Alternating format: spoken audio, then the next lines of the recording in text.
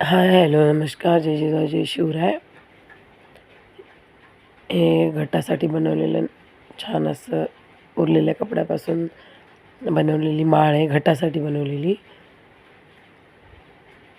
ही जर माळ तुम्हाला पण बनवायची असेल, तर माझ्या चॅनलला नक्की सबस्क्राईब करा. आणि ह्याचा लाँग व्हिडिओ मी माझ्या चॅनलवर टाकलेला आहे, तर नक्की बघा याचा लाँग व्हिडिओ. असे छान छान व्हिडिओ बघण्यासाठी माझ्या चॅनलला सबस्क्राईब करायला विसरू नका आणि व्हिडिओ शेवटपर्यंत बघत जा, जेणेकरून तुम्हालाही कळेल की ही माळ कशी बनवली ते.